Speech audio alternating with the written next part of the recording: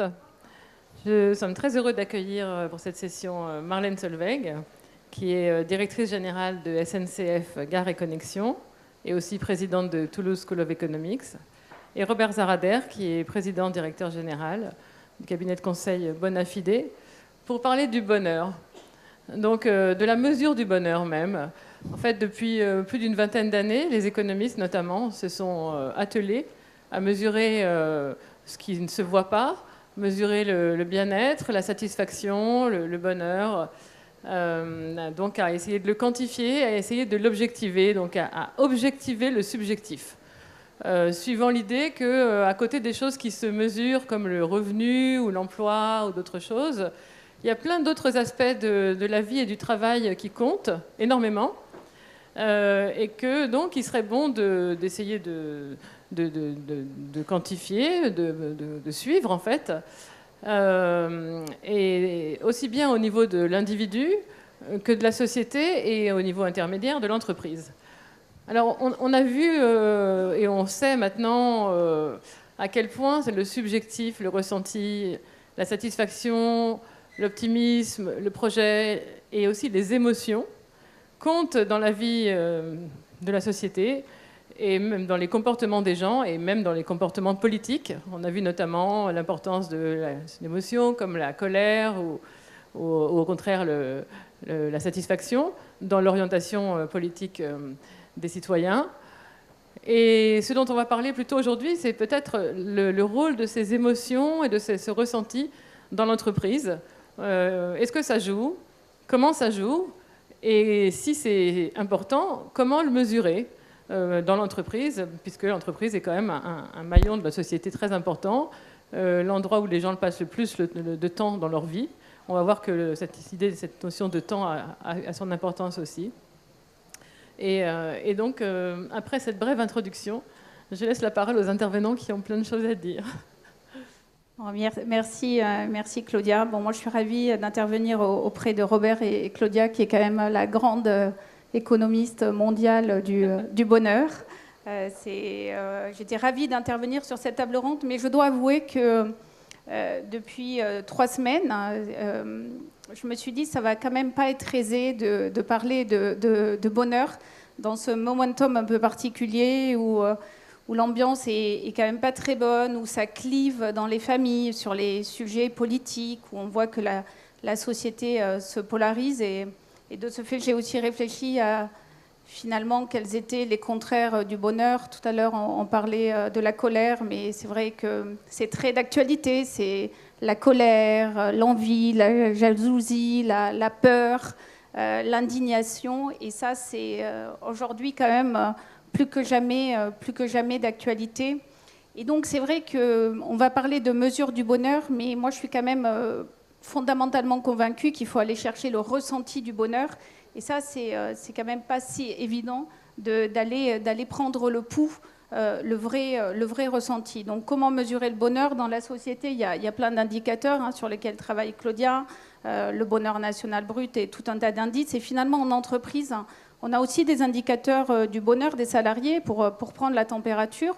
On a des indicateurs quantitatifs, la qualité de vie au travail, des baromètres de satisfaction collaborateurs. Et puis, on a des indicateurs qualitatifs.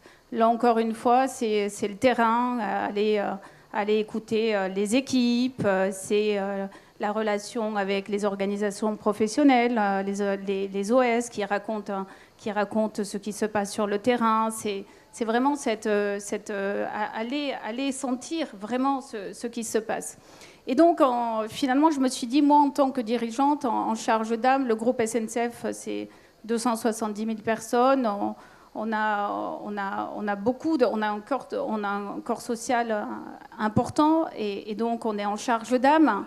Et donc, on est en charge d'âme, finalement, quelles pourraient être pour moi, de ma conviction, les recettes du bonheur. Alors, j'ai vu quelques ingrédients. D'abord, le lien social. Je crois que ce qui est très important en entreprise, c'est le lien social, c'est les relations avec les autres, les relations avec les collègues. Il y a beaucoup d'économistes qui ont travaillé sur ça. Je relisais ce que disait Nguela Alger sur le sujet de la relation à l'autre, qui induit évidemment du bonheur. Donc ça, c'est pour moi absolument clé et ça fait société. Le lien social, premier ingrédient. Deuxième ingrédient, la dynamique. Je me redisais que finalement, dans la destruction créatrice de Schumpeter, il y avait quelque chose à aller chercher pour ceux qui sont dirigeants de boîtes. Parce qu'en fait, on innove beaucoup en entreprise et la conduite du changement, il faut l'accompagner.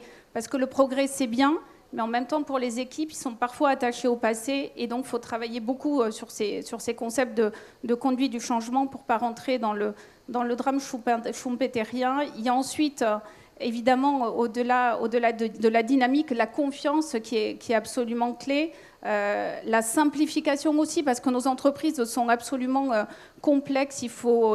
Qui sont complexes amènent parfois de la complication, et ça aussi, il faut simplifier. Puis il y a le sens qui est très important. Quand on est SNCF, le sens, c'est un moyen de transport décarboné. Puis l'utilité pour chacun des collaborateurs qui doivent savoir ce qu'ils font d'utile chaque jour. Je ne sais pas si j'ai encore le temps, Claudia, de dire peut-être mes 3 convictions, mais on le fera tout à l'heure. Voilà, j'ai 3 convictions fortes que je porte, mais je vois que le temps s'écoule, donc je le dirai tout à l'heure avec les questions.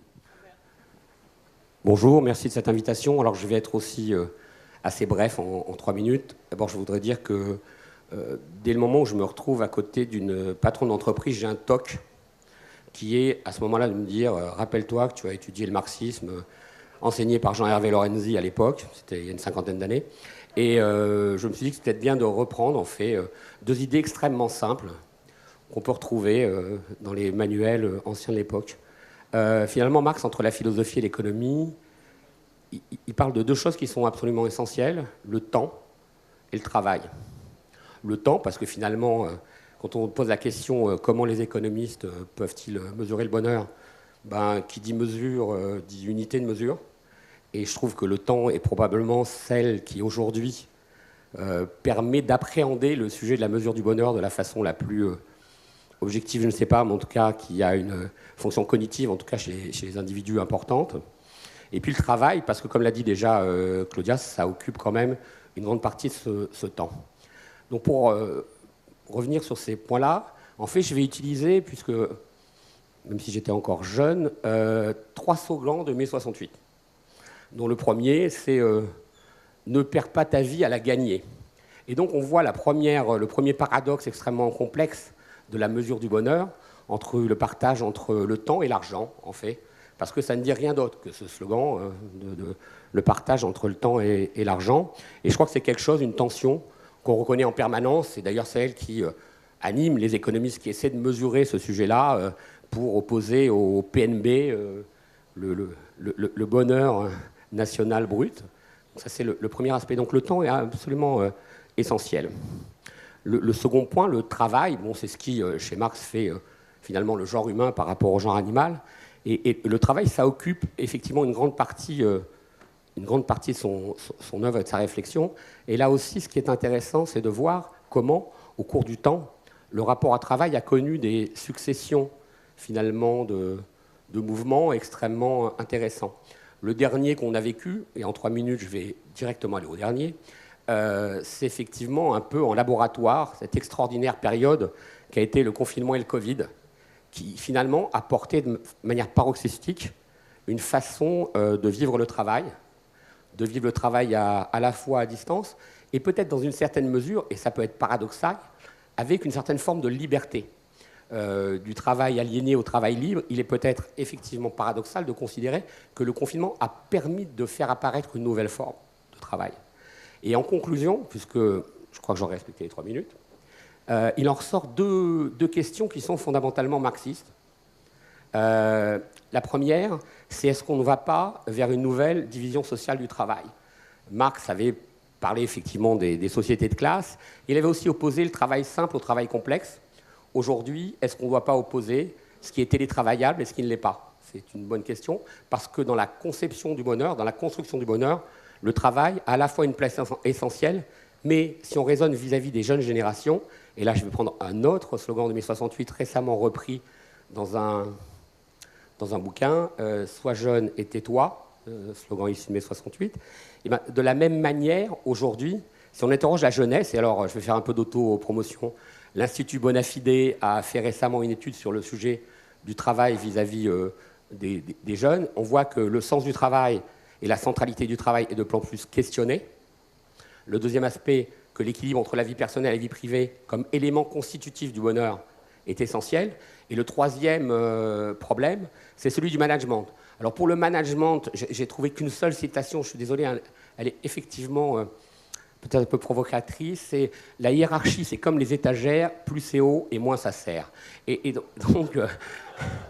donc effectivement, ça mérite d'être challengé, mais chez les jeunes, il y a quand même le mélange de ces différents aspects et de ces différentes tensions qui aujourd'hui amènent, à 2 jours d'une échéance particulière, à savoir comment, entre le parti de l'émotion et le parti de la raison, tout ça va s'équilibrer pour faire en sorte que l'année prochaine, nous soyons encore là pour essayer de mesurer le bonheur plutôt que d'essayer de mesurer la démesure du malheur.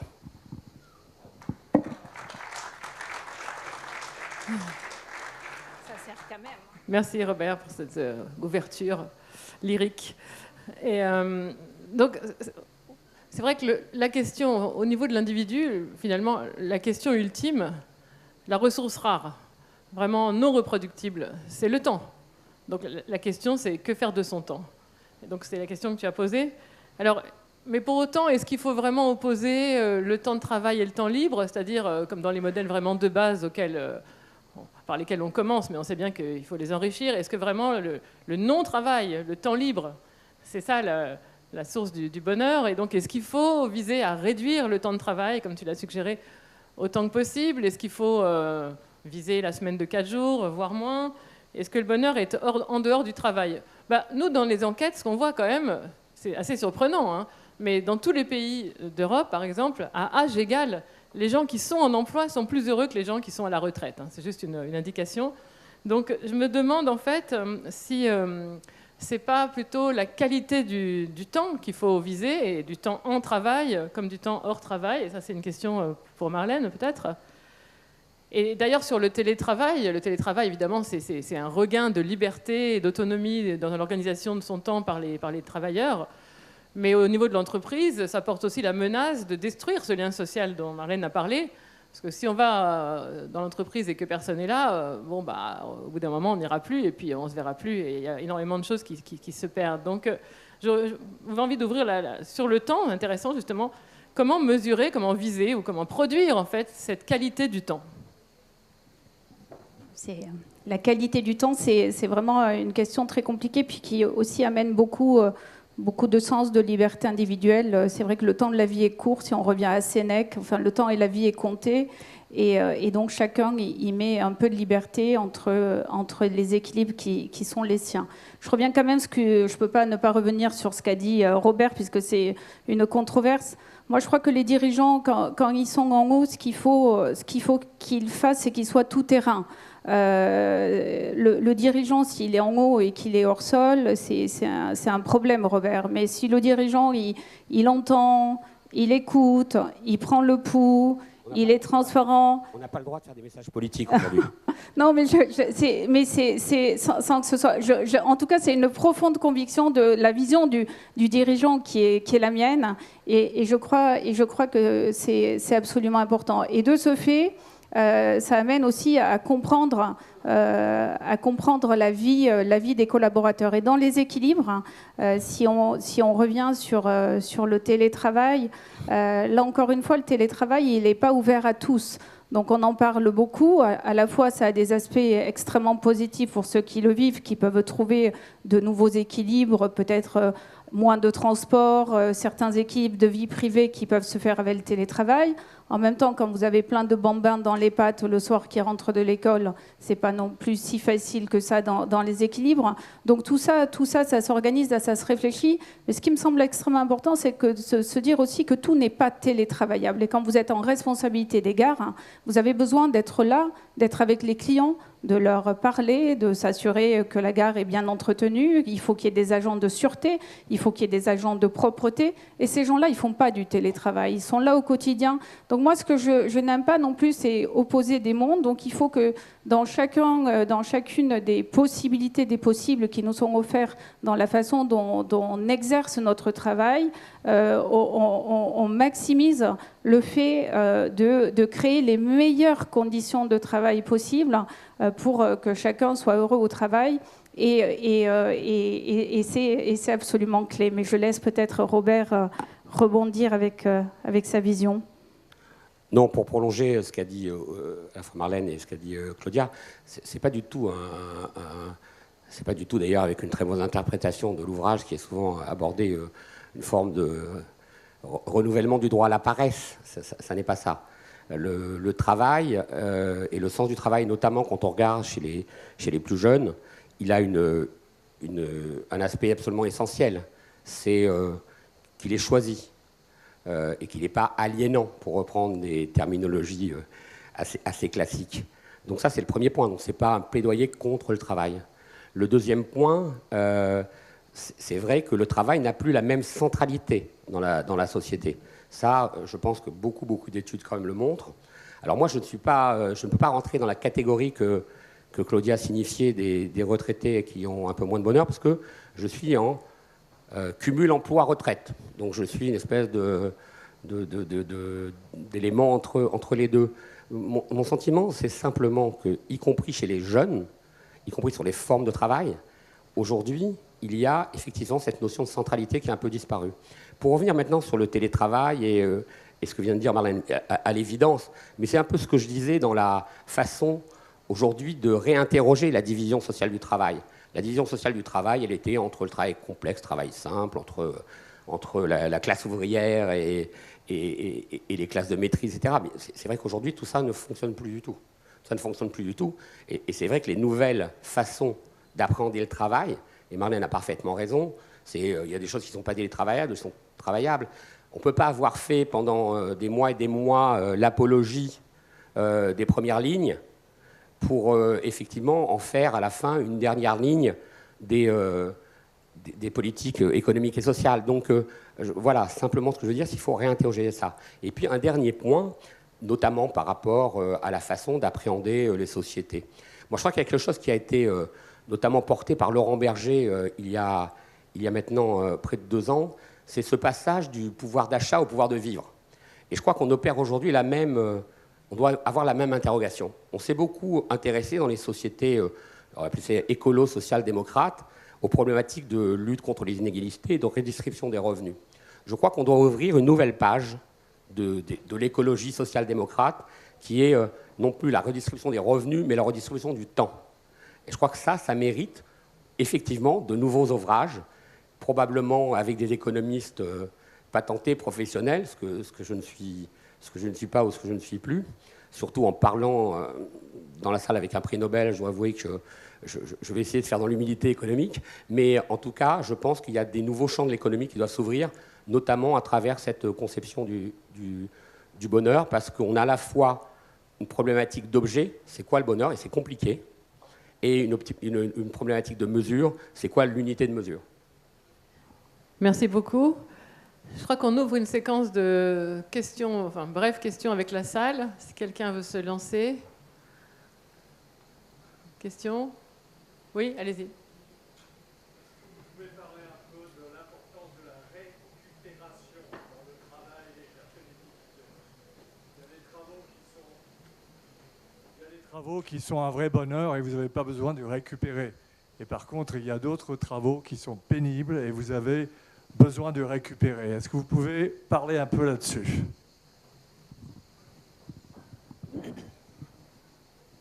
Je crois que la pénibilité du travail, effectivement, dans toute politique de dirigeant pour son corps social, est absolument importante.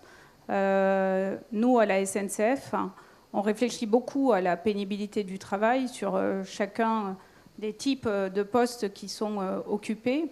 D'ailleurs, également en partenariat avec les organisations professionnelles, avec le corps social, Ça serait très difficile à résumer là, parce qu'il y a la pénibilité de fin de carrière, il y a la pénibilité pendant le temps de la carrière, il peut y avoir la récupération plus importante pour certaines personnes qui sont en situation de handicap, par exemple. Donc les situations sont très variées, c'est très large. Mais vous avez raison de le souligner. Là, encore une fois, ça fait partie des équilibres et tout dirigeant doit travailler à l'ensemble des équilibres pour son corps social. On prend une autre question. Allez au fond de la salle. Allez-y, monsieur, au fond de la salle. Là, ça marche ? Voilà. Dans un livre Utopie réaliste, dont vous retrouverez certainement l'auteur, que j'ai oublié, il est posé le fait qu'en 1920, les économistes prévoyaient des semaines de 15 heures de travail en 2020. Une idée qui est posée dans ce livre. Dans les faits, nous travaillons beaucoup plus et nous aurions troqué ces heures de travail contre plus de consommation. Alors, selon vous, finalement, avec ce surplus de travail aujourd'hui, que s'achète-t-on réellement ? Non, je crois que vous touchez du doigt un sujet qui est l'arbitrage entre la consommation et d'autres types d'usage du temps. C'est un sujet qui est récurrent, je crois, au-delà de l'utopie réaliste. Mais je crois qu'on a des grands mouvements sur ces sujets-là. On a eu un mouvement, notamment autour de 68, des travaux de gens comme Baudrillard ou des penseurs situationnistes qui ont beaucoup travaillé sur ce sujet-là. Je crois qu'effectivement, le problème, c'est qu'on ne travaille pas 15 heures par semaine, mais 15 heures par jour. Donc, je crois que cette utopie avait quelque chose, effectivement, de relativement irréaliste. Et après, je crois qu'il y a eu aussi, depuis peu de temps, beaucoup de choses qui ont été dites sur le travail, le télétravail, la réduction du temps de travail. Je crois que le vrai sujet, c'est quand même le travail choisi et le travail contraint. Et la pénibilité rentre aussi dans ces sujets-là. Ce qu'on peut regretter, c'est que, par exemple, ait été fait une réforme des retraites sans avoir auparavant géré les problèmes de pénibilité. Il y a des conditions nécessaires aux réformes, et celle-là en était une. Alors, il ne reste plus qu'une minute, donc je voudrais finir par peut-être 2 citations. Alors, une qu'on n'entendra pas ici, parce que c'est finalement la meilleure façon de voir le bonheur, c'est celle de Prévert, c'est... Le bonheur, on le reconnaît au moment où il s'en va. Voilà. Et puis peut-être une citation pour ma voisine. Finalement, le bonheur, c'est simple, comme un train qui arrive à l'heure. Bien. Et peut-être moi, une évocation. Je trouve que les travaux de Jean Tirole sur le bien commun sont une vraie inspiration à aller chercher dans le commun les équilibres économiques qui combinent à la fois les intérêts de l'entreprise, les intérêts de la société et les intérêts individuels et humains. Merci beaucoup. Avant de finir, juste, je voulais vous dire que Robert signera son ouvrage le plus récent, Abécédaire de la réconciliation, demain, c'est ça ? À 10h ? Demain à 10h. Et alors, juste un point, ça a été pensé bien avant le sujet du cercle. Il a aussi une préface qui était à l'époque encore sortie de la vie politique, mais s'appelle François Hollande. Et en revanche, on avait fait le même travail il y a 12 ans. Et il y a 2 mots qu'on retrouve dans cet abécédaire, seulement 2 mots, bonheur et travail. On a dit pas de politique, Robert. Merci beaucoup.